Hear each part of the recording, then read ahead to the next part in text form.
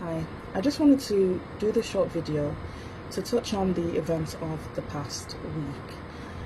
As you know, the world has been grieving, the world has been in shock, and the world is angry because of a number of events, but that have been triggered again, most recently, by the murder of a black man by the name of George Floyd. People do ask me. First of all, I just want to say thank you to all the non-black people or non-brown people who have been, posting and texting and just showing, at least publicly showing, support, empathy, sympathy, and most importantly, support. You are amazing, particularly if you're not necessarily of the black or brown community. We see you, I see you, thank you, and the world just needs more people like you and me, basically. And thank you for being an ally. Thank you for being an ally to black and brown people. So, obviously we are, and I personally, I'm outraged, I'm sad, I'm tired. But it's not just George Floyd. Obviously George is the most recent one. A couple of weeks back or a couple of months back, there was Ahmaud Arbery and there was Breonna Taylor, and especially when things like this do happen,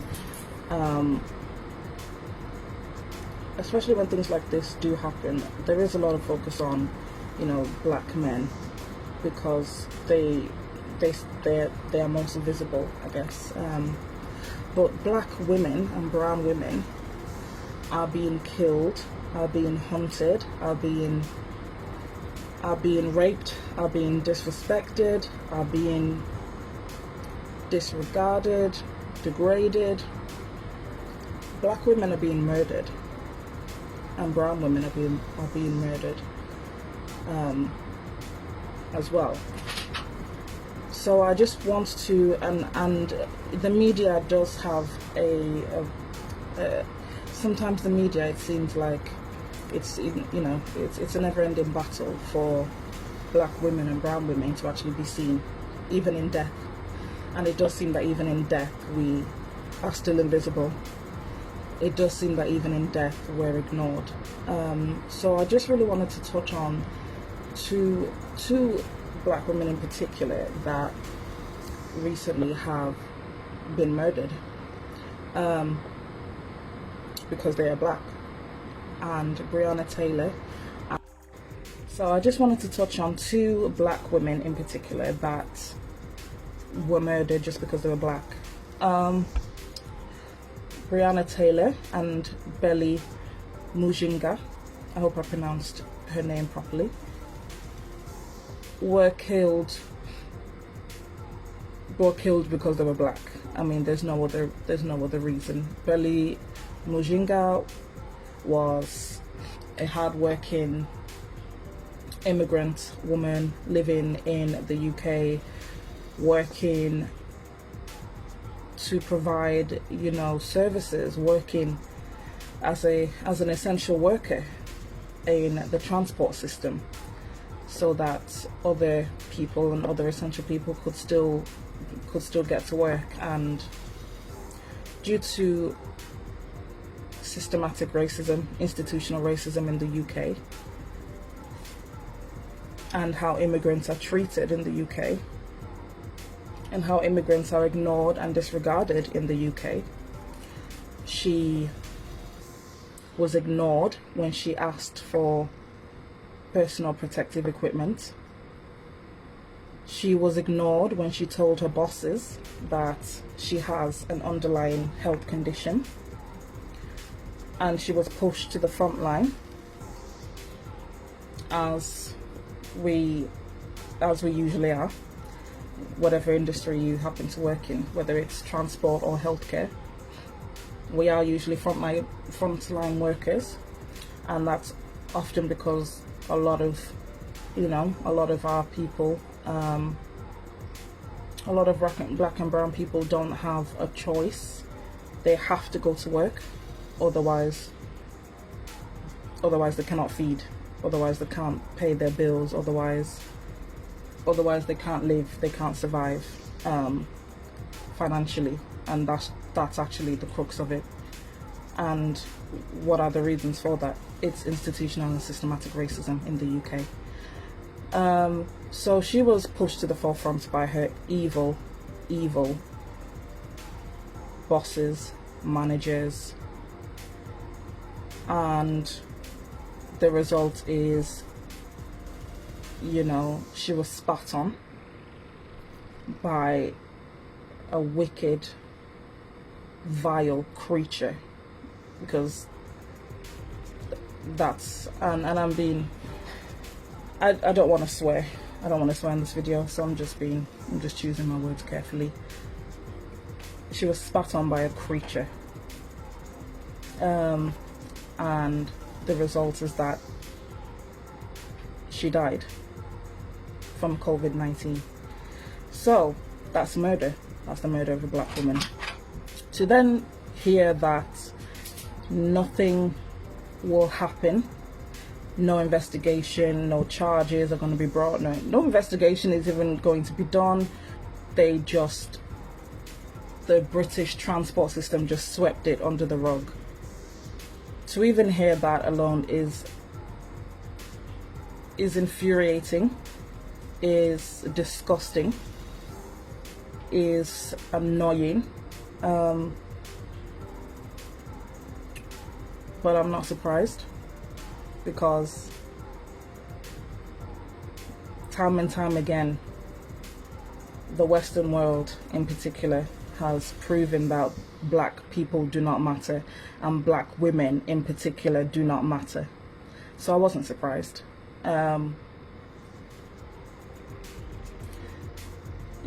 People think the US racial problems are only in the US. No, it's also in the UK. It's just more insidious. It's more insidious, it's more underhand, but it's there, and it's rotten, and it's rotten, and it's foul, and it's damaging. It's damaging to those who are affected, and it's women that look like me that are affected. The UK is no better than the US, not at all. I'd even argue the UK is worse, except for the lack of guns at this particular moment in time. That's the only difference. When it comes to the treatment of black people and black women.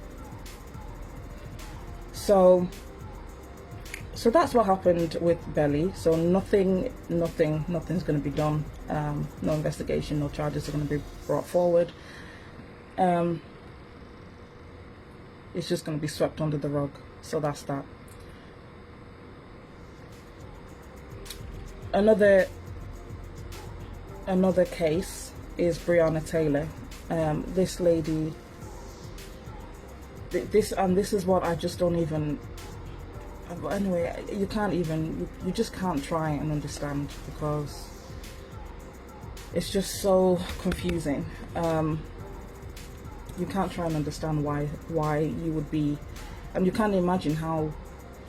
can't imagine how to feel if you were in your bed, or in your home, and you're just minding your own business, and then police storm into your home and just start shooting you,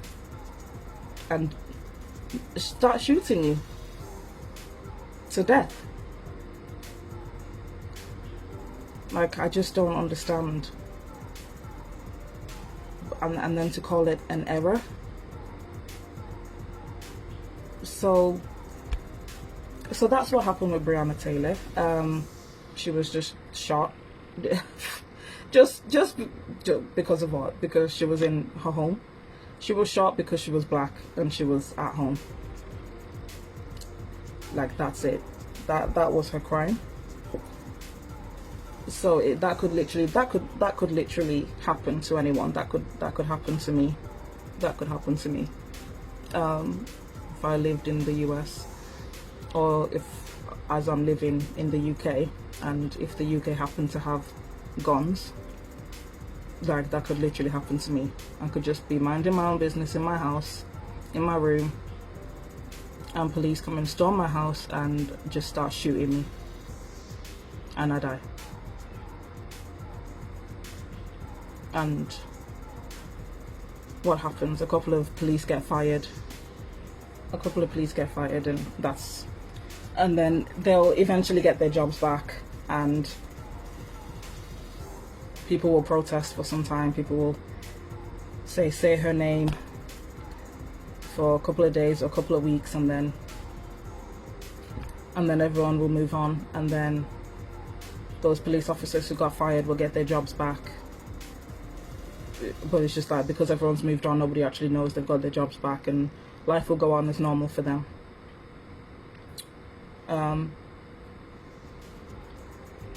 But life wouldn't go on for me, because I would have been dead. Life wouldn't go on for my family. So it's stories like that when somebody asks me, and when people ask me,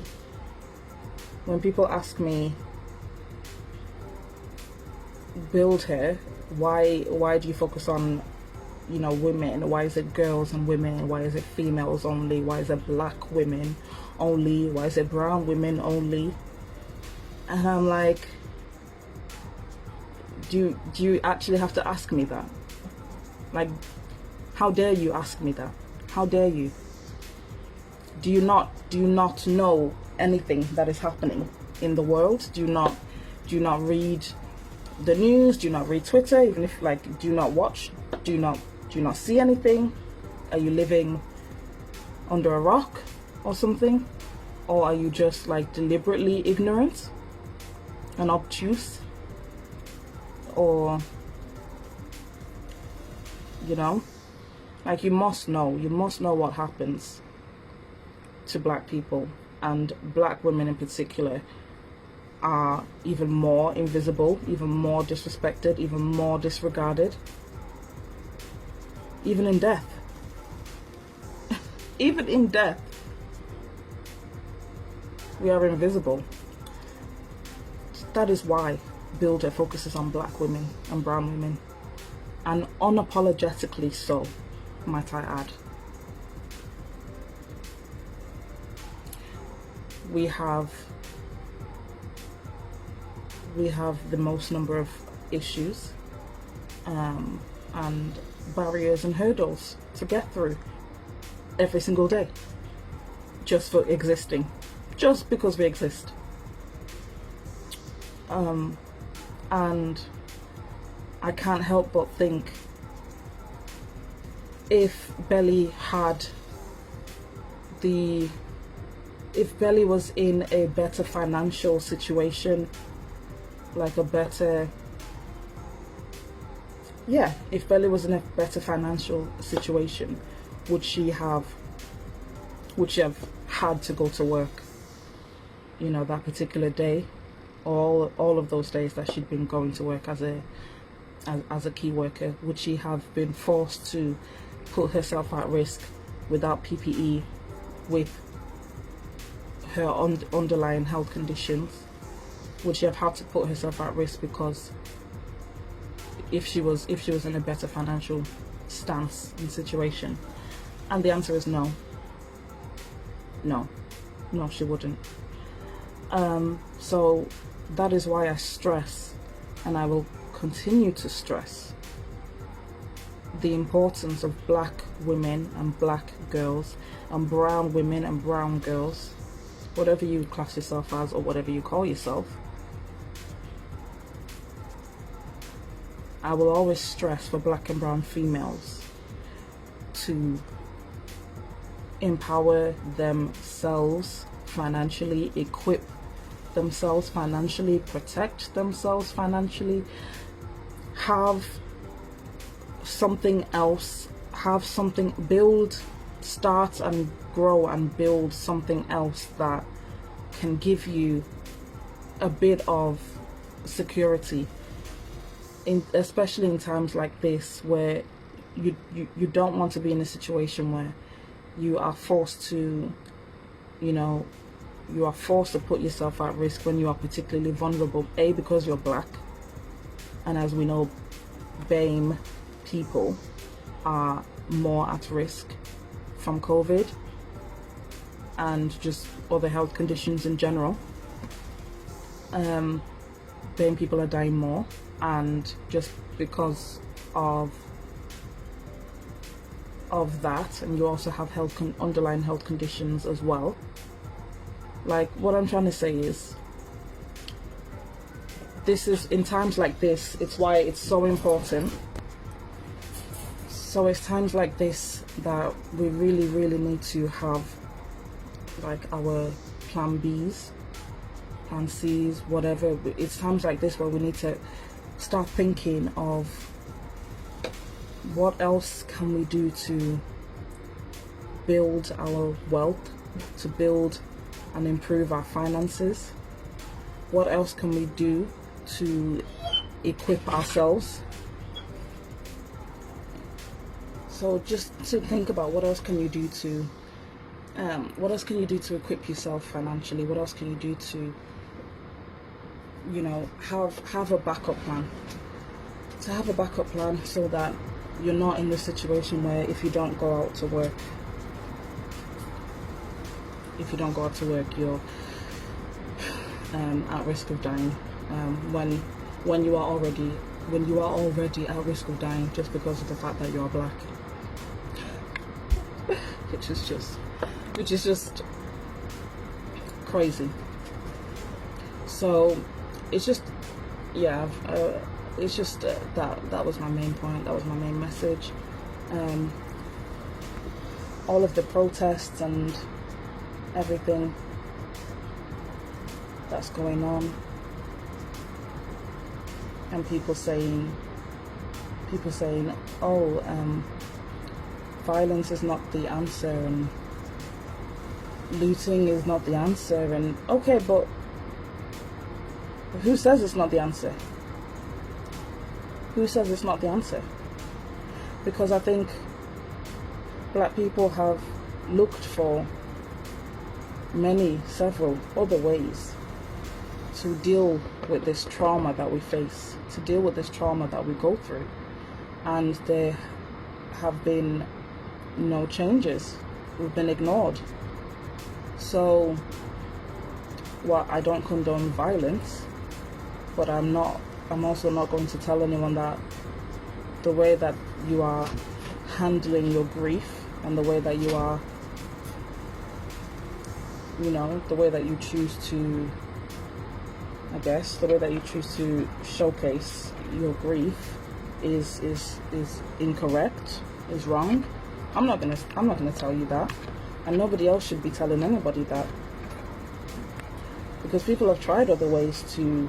There's been peaceful protests, there's been petitions, there's been whatever, and still we are blocked, we are cut off, we are gagged, we are removed, we are, so who are you to say what's the right answer and what's the right way?